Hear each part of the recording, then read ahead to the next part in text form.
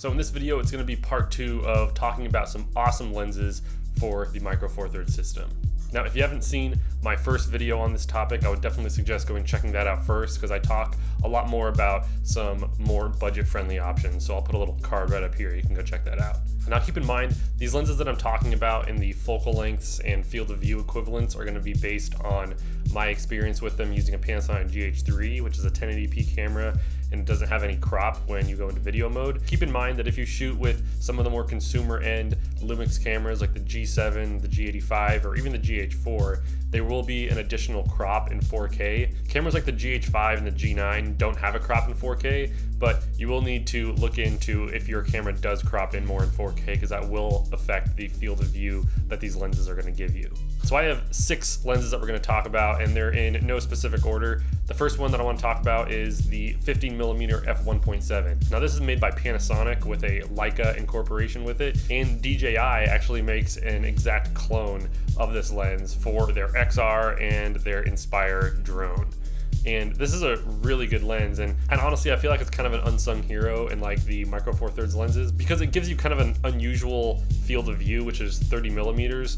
You know, in full frame terms, there aren't a lot of like 30mm lenses, but this I feel like is a really good in-between between like a wide angle and a more tight 35mm focal length. So in a pinch, you could actually vlog with this lens, but you can do a lot of other stuff with it too. And so it makes for a really great walking around lens. The version that I had was the DJI version, and sometimes you can find it for cheaper than the Panasonic Leica version, which is kind of cool. It's only about, 2mm difference when you take the crop factor into consideration from my other favorite wide angle lens, which was the Panasonic 14mm f2.5, but this is a 15mm f1.7, so instead of a 28mm equivalent field of view, you're getting a 30, which isn't really that bad, but you're getting a lot faster of a lens.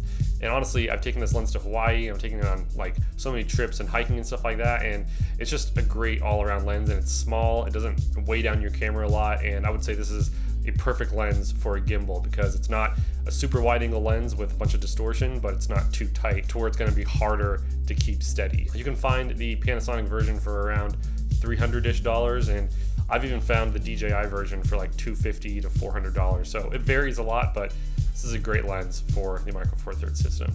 So the next lens that we're going to talk about is arguably one of the best lenses for the Micro Four Thirds system, and this is the lens that I always suggest people to buy after they're kind of over using their kit lens, and that is the Sigma 16mm f1.4. I've done like 3 videos on it, and this is just a great lens. It is heavy and it's big, but it's super sharp, and it gives you a really workable field of view. It gives you about a 32mm field of view, so a little more punched in than the 15mm. That's a really great focal length to work with, because you can do a lot with that focal length. You can do portraits, but you can also step back and get landscape shots, and there's not a lot of distortion. Obviously, you don't want to get too close to your subject, because if you're shooting people, their face will start to distort. But for a general use lens, the Sigma 16mm is amazing, and it's insanely sharp. It holds up sharpness-wise to the Panasonic Leica lenses, and that's really cool considering that it's only around $350 now, which is a really good deal. So next I'll talk about a lens that I don't talk about too much on this channel, but it's one of my favorite lenses that I've used, and it's a portrait focal length, which is 25mm, and it's an f1.4, and this is the Panasonic Leica 25mm f1.4, and this is an amazing lens. It's a great portrait lens, and it makes people's faces look really good, and really it's a natural field of view, it's a natural focal length. I've used this lens a lot and I really liked it. Unfortunately I don't have it anymore, but this is definitely one of the best portrait lenses for Micro Four Thirds cameras.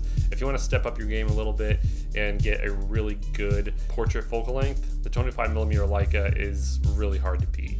So the next lens that I want to talk about I actually have right here. This is an amazing telephoto portrait lens. This is the 42.5mm f1.7, and this gives you about an 85mm equivalent field of view, which is great when you're filming detail shots or just need to isolate a subject.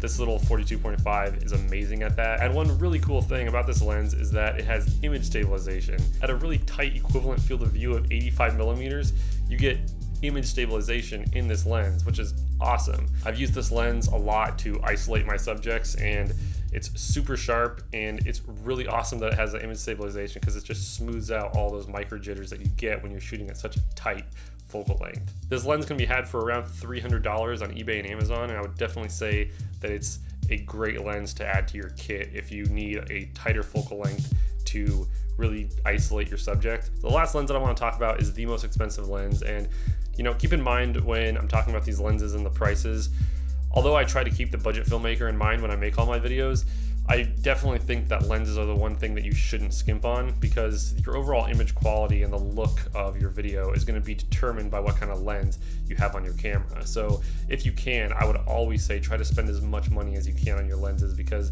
they're going to be the best investment that you can make when it comes to your camera kit. But the lens that I'm talking about is one that I've done a couple of videos on as well, and that is the Panasonic 12mm f1.4.